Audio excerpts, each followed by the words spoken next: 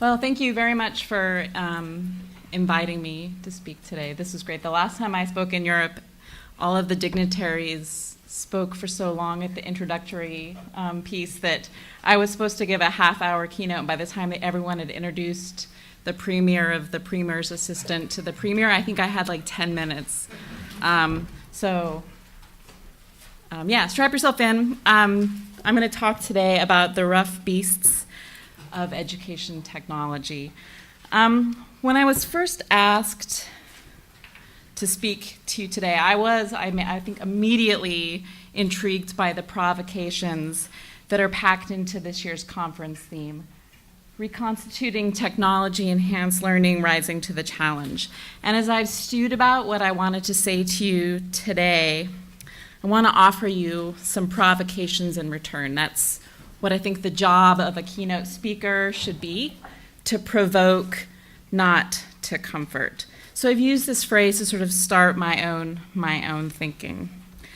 To reconstitute is to reform an organization or a group in a new way, to reestablish order, to devise new rules, to settle upon new governance. To reconstitute is a political and a legal act. I'm not sure, despite us being in a law school today, I'm not sure we talk often enough about technology-enhanced learning in these terms. Certainly, we address policies. Often we have no choice. But less often do we really dig into the politics, and even less often than that into the ideologies of education technology.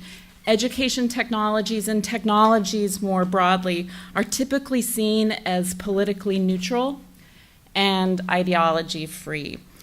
And I think that makes it imperative for us to ask, in the formulation of this conference theme and well beyond this event, who is reconstituting technology-enhanced learning?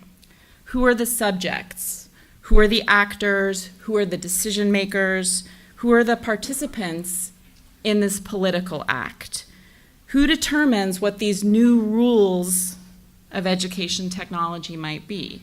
What sorts of agency, what sorts of say, what sorts of control do we have? And that pronoun we, of course, is used both broadly and narrowly, to include and to exclude. And that difference is not just a difference in language, of course, but in politics and of power as well. Our Constitution is, of course, another word for our bodies, our health. Which bodies? Which bodies are part of the we that gets to talk about reconstituting education technology? What sorts of health? What sorts of health of our bodies, our mental health, our physical health, our bodies and our systems, our political systems, our educational systems, our legal systems? What kind of health are we really working towards? If, or as, we recognize the political stakes of education technology, we might ask them, what is the challenge alluded to in the conference theme? The one that we're compelled to rise to. What is the challenge that makes a move to reconstitute EdTech necessary, right? Because no doubt whatever we see as the challenge or challenges, that will shape how we choose to respond, right? How we're forced to respond, perhaps.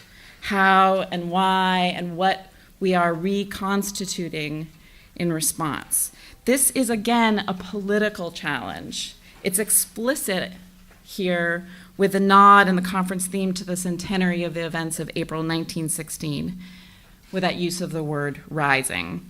Rebellions and republics, I think they're on our minds because of historic events from the past.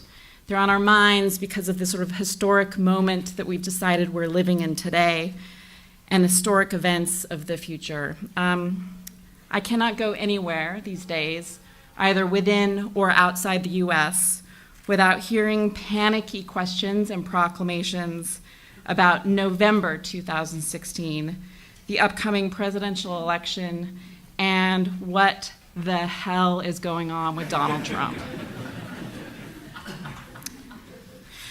So, rebellions and republics. I thought briefly about calling this talk The Terrible Beauty of EdTech, a reference, of course, to W.B. Yeats' poem Easter 1916.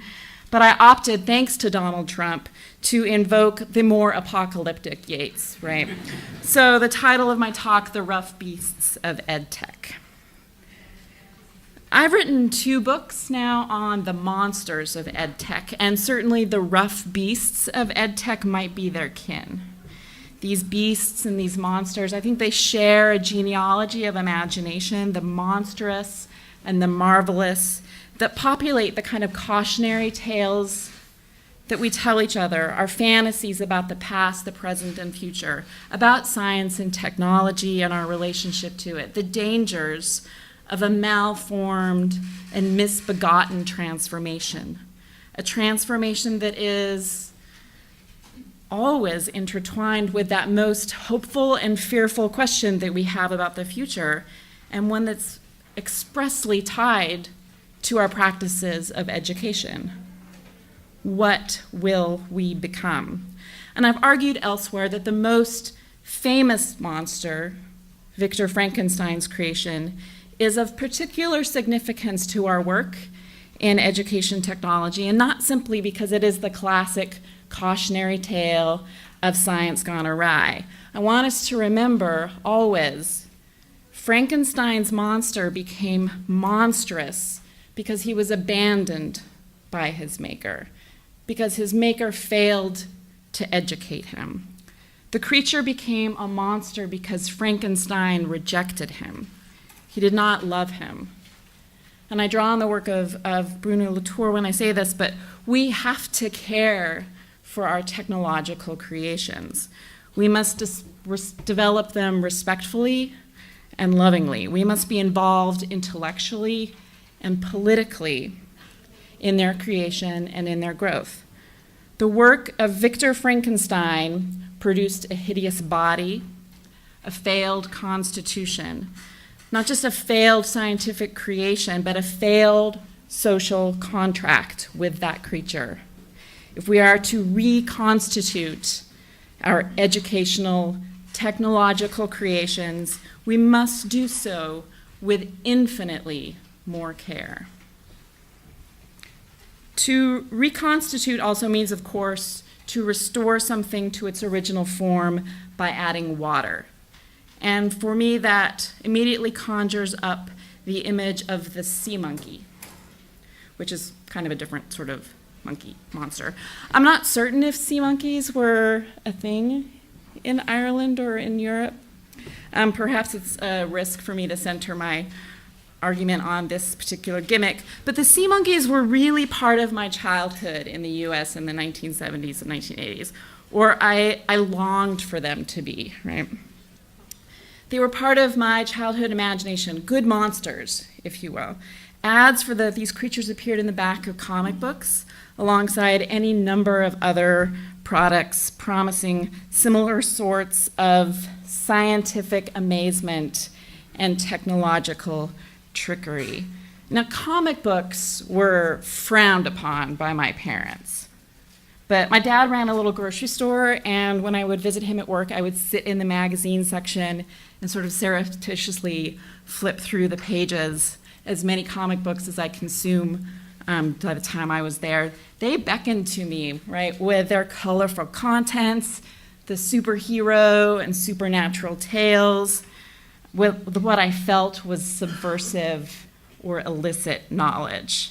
And I bet Victor Frankenstein, whose own father, if you remember, carelessly dismissed his son's interest in the study of alchemy, would have understood the appeal of the comic book, right? He would have been curious too about the ads that promised great powers in the back of these books.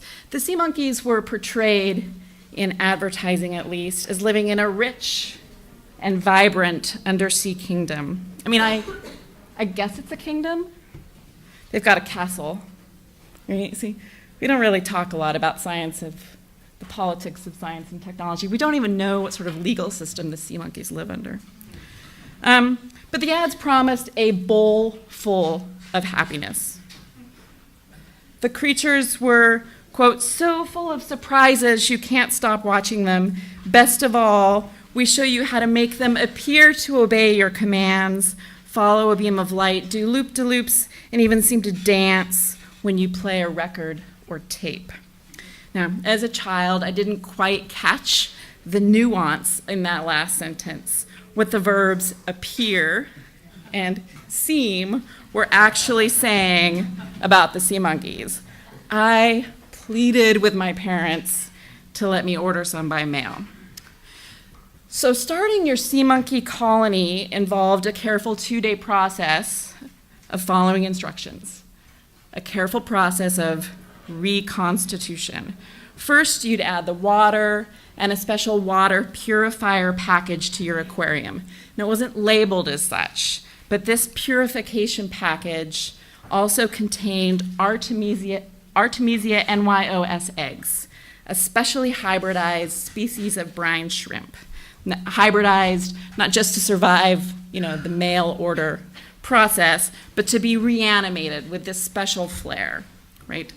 The burst of sea monkey creation that was actually first called Instant Life and later rebranded. After 24 hours, you would add a package called Instant Life Eggs, which contained more eggs, yeast, borax, soda, salt, sometimes dye. The sea monkeys then seemed to appear instantaneously.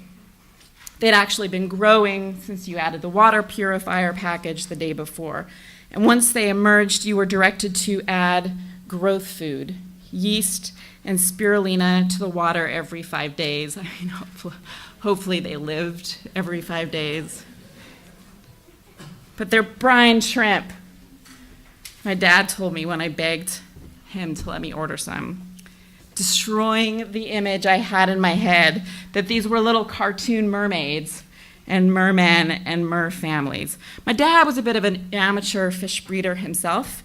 6 or so aquariums lined the wall of our basement, and I imagined that my sea monkeys would be far more intriguing than any of the fish he collected. After all, the advertisement said that they could swim, play, scoot, race, and do comical tricks and stunts. And I imagined, as the advertisement said, that I could train them. Sea monkeys are just brine shrimp, my dad repeated as he broke off, and I remember this, as he broke off a chunk of frozen brine shrimp and fed it to his sea anemone. I've seen pictures of them in a family, and there's my, trauma. It was one of those moments that you have as a child, right, where you realize that the world does not actually work as advertisements in the back of comics promise you, right? X-ray goggles do not see through walls, and women's clothing. Invisibility helmets do not render you invisible. Sea monkeys are brine shrimp. It was that moment that I understood about the existence of deception in print, a technology that I had been enculturated to believe was the one that you were supposed to turn to for facts and the truth. Now, I'm guessing that adding water to a package of sea monkeys is not what the organizers thought when they used that verb reconstitute in the conference theme, but that's okay. I'm the keynote speaker. I get to make this up as I go along. No, but seriously, I do think that there are plenty of lessons for us to learn about technology-enhanced learning from sea monkeys, seriously. And I've often thought when I look at news headlines making claims about the latest EdTech product, that it's like Uber for education, right, or like Facebook for education, that one could easily substitute it's like sea monkeys, but for education. Now, how I'm going to connect sea monkeys to Yeats is, hold on, we'll get to that. But sea monkeys, X-ray goggles, invisibility helmets, much like all of EdTech, base a lot of their marketing on these promises and performances of scientific amazement and technological promise. They don't work exactly like promised, but they tap into this aspirational element, a really strong desire for the possibilities of science and technology to be and to give us the truth. Now, to be fair, and I'm nothing if not fair, sea monkeys aren't quite a lie. More aptly, they are a humbug. The term humbug isn't used a lot these days other than the seasonal bah humbug of Ebenezer Scrooge. In the past, the word was sort of used as an insult and an accusation for people who were purposefully deceiving people, who were passing off a falsehood as the truth. But the famous American showman P.T. Barnum embraced the term. He called himself the Prince of Humbugs, and he argued that there's nothing wrong with a little exaggerated hype, as long as the public gets their money's worth, as long as they see what they want to see. No humbug is great, he once said, without truth at the bottom. There's just enough truth in a humbug. There's just enough truth to the sea monkeys, arguably, that we prefer it. We prefer it to the less ornate, less exciting, less imaginative realm of reality. We want to be entertained. We want wonder and amazement. We prefer the fiction. We prefer the science fiction to the facts. We don't really believe, but we believe enough. We believe enough, or we care a little enough to bother objecting to something's veracity. P.T. Barnum knew that. Donald Trump knows that. Trump has actually compared himself to the legendary showman. I'm a bit of a P.T. Barnum, he has claimed. I make stars out of everyone. Once you see this connection, whether it's real or imagined, again, Trump wants you to believe the connection, and recognize this cultural impulse, and I don't think it's just an American one, perhaps you can start to see how high the stakes can be with some of the hype and the hope surrounding stardom, sure, but science and pseudoscience, right? Suddenly it's not merely a matter of parlor tricks. It's actually the presidency of the United States of America, which is, we're grieving, or some of us are gleeful. I'm grieving. It's also a matter of a $40 million civil lawsuit against Trump University, a business that Donald Trump and two associates founded in 2004. Trump University was never an accredited university. It offered no college degrees, no college credits, but it did offer courses in real estate, entrepreneurship, and wealth management, yes, via technology-enhanced learning, via web-based courses. And from the very outset, Trump University was warned that it was violating the law by using that word university in its name. And in 2013, the New York State Attorney General filed suit against the business, which had shut its doors 2 years earlier, accusing it of engaging in illegal, deceptive practices.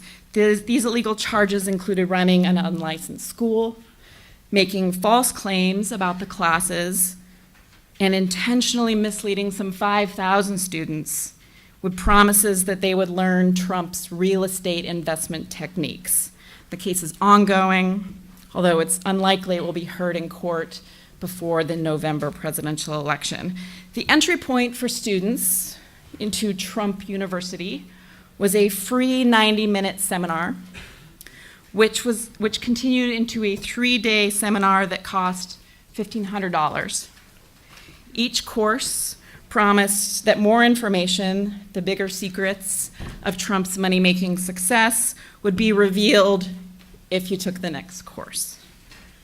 Trump University involved the perpetual upsell, right? Just keep paying, keep enrolling.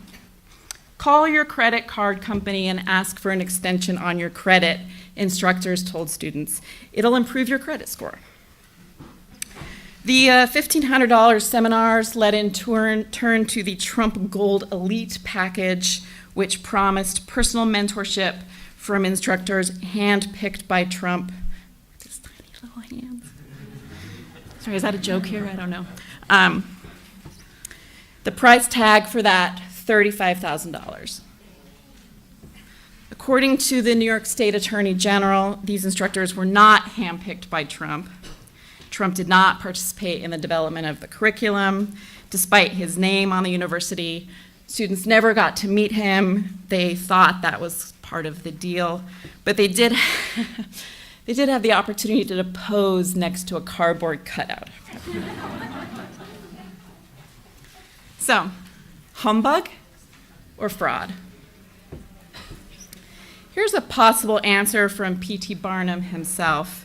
An honest man who arrests public attention will be called a humbug, but he's not a swindler or an imposter. If, however, after attracting crowds of customers by his unique displays, a man foolishly fails to give them the full equivalent of their money, they will never patronize him a second time.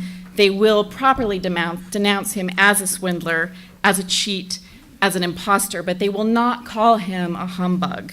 He fails not because he advertises his wares in an over-the-top manner, but because after attracting crowds of patrons, he stupidly and wickedly cheats them.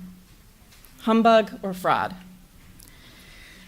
Perhaps there's a difference between spending $1 for admission to one of Barnum's exhibitions to see a creature that turns out to not really be a mermaid, right? Or spending $1 for a mail-order sea monkey that turns out to actually be a brine shrimp, and then spending $35,000 for a real estate seminar that turns out to not be taught by a real estate mogul genius. Perhaps there's a difference between being urged to buy one product that doesn't quite work as labeled and being urged to buy a whole series of them, with the promise that with the next update or the next feature release or the next course in the sequence, that all the bugs will be worked out, that all the secrets will be revealed. Perhaps there is a difference between the promise of entertainment and the promise of education. We have different expectations about the quality of both, but we do have regulations specifically to address the latter. To reconstitute, remember, means to devise new regulations, new rules. Humbug or fraud? Those of us who work in education technology, we can chuckle, but we actually have to grapple with this question, I'd argue, because Trump University is emblematic of all kinds of promises that we hear all the time these days about disruptive innovation that is coming from digital technologies. In 2004, when Trump University was at its height, the mantra might have been everyone should learn to real estate. Now it's everyone should learn to code. There are lots of new entrants in the post-secondary market, unaccredited coding boot camps, in the US at least, that are being gobbled up by for-profit universities, a sector that has come under fire in recent years for fraudulent behavior. As we reconstitute education and technology, enhanced education in the face of challenges to changing labor markets, in the face of challenges to the accreditation system, in the face of challenges to the institutions of education themselves, we have to ask about the politics and the ideologies that underlie the old rules as well as the new rules. Those of us who work in education need to grapple with the questions of Trump University as well, because the business actually employed some very reputable learning scientists, including former Yale University artificial intelligence professor Roger Schenck. And indeed, my friend Mike Caulfield, who now works at Washington State University, but who worked briefly with Schenck at his company Cognitive Arts in the early 2000s, argued that Trump University's online courses were actually very well designed, probably better designed than those offered by many universities today. Certainly better designed than many of the venture capital-backed MOOCs. Yikes. And that contention raises lots of issues for EdTech and the equivalent of its ads for sea monkeys in the back of our own industry's comic books. What are we promising? What else is sort of a humbug? What else might actually be a fraud? What are MOOCs, for example? Humbug or fraud? What are virtual learning environments? What is virtual reality? What is artificial intelligence? Remember, of course, that the original Mechanical Turk, now a term used by Amazon to describe its micro-task marketplace, was a parlor trick, right? Supposedly an intelligent chess-playing machine that was actually a box with a human hidden inside. What is adaptive learning? Something that Michael Feldstein has recently suggested has its share of snake oil salesmen. How much of EdTech is a humbug? And are we okay with that? These questions, I think, get at what is an uncomfortable and largely unspoken truth about education, too. That is, education, for its own part, makes all sorts of claims, some of them fairly wild and unsubstantiated, about amazement, achievement, and transformation. These promises perhaps reveal that our field is full of sea monkeys. Colorful promises of becoming that we might not be able to or even intend to honor. As we reconstitute technology-enhanced learning, are we simply reconstituting sea monkeys? Now, sea monkeys with their happy little faces and their happy little castle and their happy bowl full of happiness, right? That was what the bowl in their bowl full of happiness don't look a lot like monsters of EdTech, I suppose. And they loom much less menacingly than rough beasts. Humbug or fraud? Monsters or rough beasts? These are not good options, I recognize. Sea monkeys, unlike my framing of EdTech's monsters, do, at least according to the instructions, require that we care for them. Or at least the process of reconstitution requires that we follow the rules. If we want sea monkeys and not an empty, lifeless fishbowl. And this is, I think, where the rough beasts of EdTech probably differ. To restate, we must care for our monsters in order to thwart them from becoming monstrous.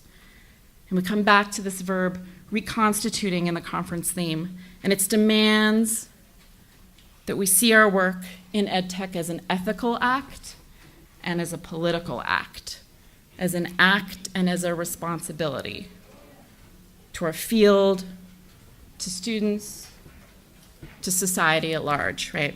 It's more than just add water and watch and walk away. But the rough beasts, at least as Yeats positions them in his poem, The Second Coming, they operate beyond our control. We cannot act, we cannot intervene, we cannot reconstitute. The world crumbles around us without us. These rough beasts, they catch us up in a different history, a future that is preordained, in a teleology where transformation is inevitable, where some revelation is at hand. There's nothing we can do now that mere anarchy has been loosed upon the world. There's nothing we can do in some stories that I hear told about education technology and technology in general, now that computers are loosed upon the world. There's nothing we can do. I hear in some stories about Donald Trump, now that his fascism has been loosed upon the world. We've taken a humbug, not quite a truth, not quite a lie, not quite important to litigate over, and we've elevated it to mythology, an inscrutability, a sacred truth. Technology is moving faster than before, we're told. The center cannot hold. Technology is inevitable, we're told. Disruptive innovation is inevitable. The end is near. the end of higher education, the end of public education, the end of work, fill in the blank, the end of the EU, the end of the liberal arts, the end of the humanities, the end of poetry. The end is near. Everything will be swept aside by the rough beasts of technology, the rough beasts of education technology. It's out of our hands. But of course it's not. It's not out of our hands. We have, with Frankenstein's monster, with sea monkeys, with Trump, with education technology, a choice. We can act. We can reconstitute and not simply hand over the reconstituting to God or to venture capitalists or to technology company CEOs or to politicians or whomever. We can rise, and we must rise to this challenge. Now, I've embraced somewhat jokingly, somewhat seriously, the label that someone once called me, which was EdTech's Cassandra. And to be clear, some people are unclear on this is a literary illusion. I was not actually cursed by the Greek gods with the ability to see the future and to be unable to convince you of impending doom. I'm not actually in the business of making predictions. I do look closely at trends and at the stories we tell and the trajectories that particular groups and particular decisions seem to place us upon. But even as EdTech's Cassandra, I do not believe in doom. I do not believe that the monstrosity is preordained. I think we have to look closely at the juxtapositions that were offered in these stories, in these narratives about science and technology and in education and transformation, these juxtapositions that we hear all the time between republics and revolution, between birth and rebirth, apocalypse, salvation, progress, bloodshed, order, disorder, marketing, science, humbug, fraud. We have to look closely at the stories that we're telling each other about the past, about the present and the future. And then we must act. Our reconstitution of EdTech must be a political act. I do think there are monsters looming in education technology. There are monsters looming in politics. We created them. We created them by not acting. As we reconstitute technology-enhanced learning, we need to have a purpose and a politics that negate and undo this monstrosity, that work with greater urgency to deny these monsters the power of becoming rough beasts that are supposedly here to overturn and overrun us all. Thank you.